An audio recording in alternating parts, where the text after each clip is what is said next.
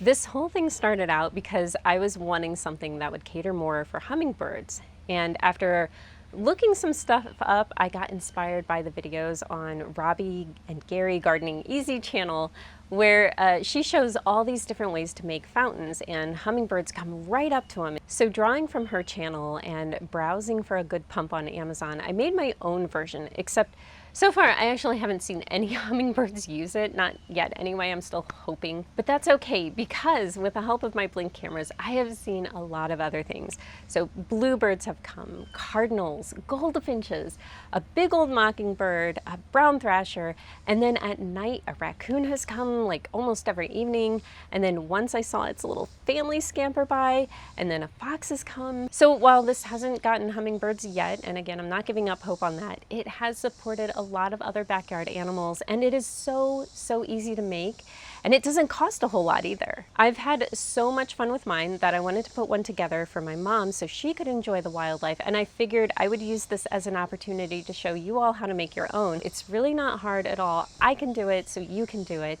And then at the end, I'll also talk a little bit about maintenance and how often to fill and clean and things like that. We need to start with supplies. For this, you're going to need a shallow basin. Avoid plastic or ceramic. You want to avoid things that will be really slick, because birds have a harder time gripping onto slick surfaces. So what I used was this shallow 16¼ inch terracotta saucer, and you can find these at Home Depot or Lowe's. The next thing you want is a bucket or a basin. Again, Home Depot is a great place. You can use their taller buckets, but I have the small 2-gallon bucket, and that's really all you need.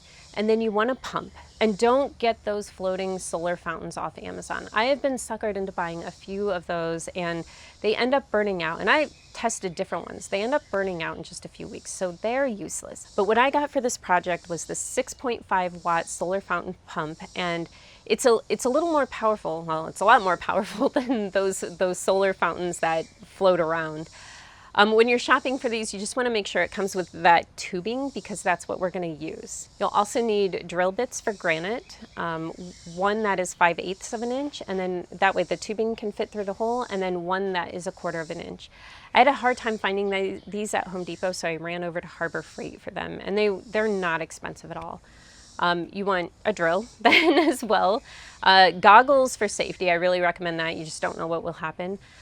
Get some rocks, and not slick, soft, smooth rocks. You want something with grit and grip to it.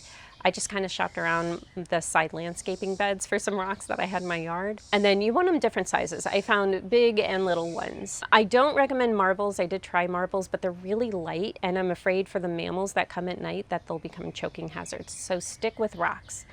And then you'll need a hose for the water and also for making this. Optional is a little piece of wire, and I'll explain that. The first thing you'll want to do is prep everything. Rinse out your saucer really good. Rinse out that bucket really good. And then you leave your hose water on. Get your nozzle set up so that way you have water ready, because you're going to need that when you start to drill into the saucer. When it comes to where to drill into the saucer, that's up to you. You could have it right in the middle. I put mine not like on the edge, but still kind of close to the perimeter, so that way more water could pool around and be available for birds to bathe in. And then you want this hole because the way this is set up is that the bucket serves as your water reservoir, where your pump will sit and the water will sit, and then the tubing will then come up from the bucket into the saucer and feed water into the saucer, and then it all just recycles back.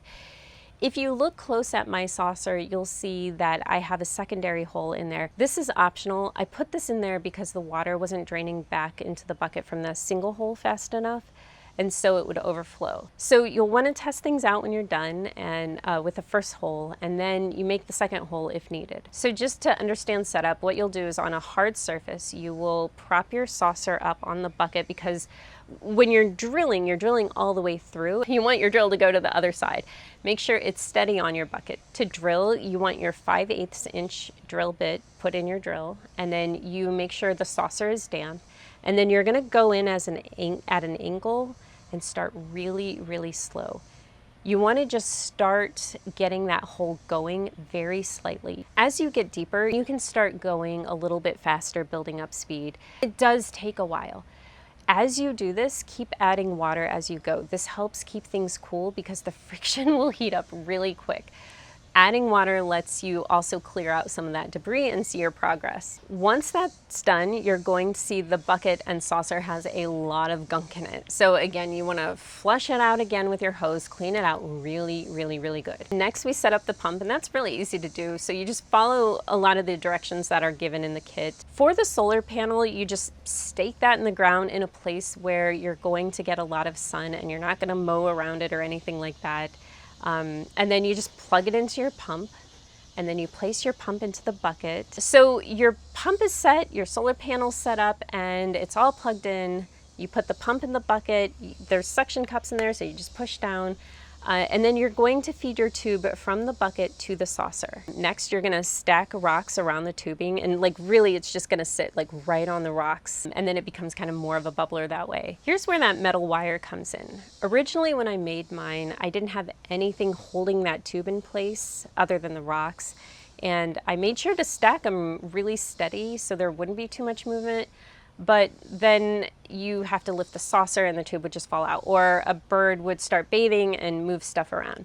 So what you can do is twist some wire around the tubing, not tight, you don't want to squeeze it, but you just want something around there to kind of work as a bracket to hold it up and not keep it from slipping back down into the bucket. So once that's all set up, your saucer's kind of off to the side, you fill your bucket, and then you're gonna set your saucer over it, making sure that the holes are over the bucket so the water's draining back into the bucket. Watch to make sure that it's not overflowing. Make sure that it's draining and you're getting enough water in the saucer, but not so much that it's overflowing. If it's not quite where you want it to be, that's when you wanna drill your second hole. And the way I did mine was I had it pretty close to the first hole.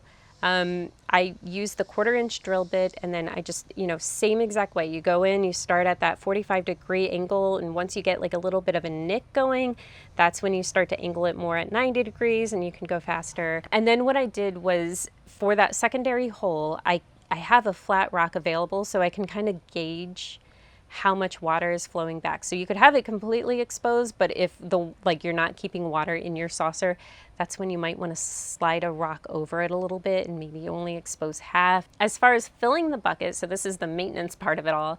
As far as filling the bucket, it just depends on if there's been rain, that can help. You don't need to fill it as much.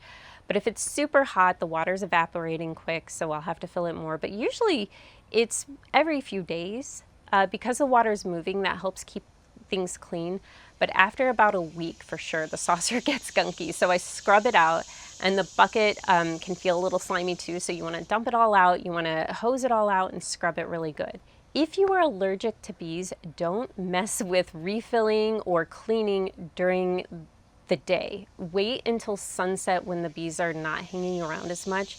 I've done it in the middle of the day, and they've been very civil. I haven't been stung, knock on wood, but I don't want to speak too soon. And again, if you have an allergy, I just want you to be really careful about that. Just wait until they aren't around, wait in the evenings, plus it's cooler out anyway, and that's when you can change the water out. I also want to mention that the solar panel is only going to work when there's enough sun. So in the early mornings, you'll see it kind of bubble and then stop, and then bubble and then stop.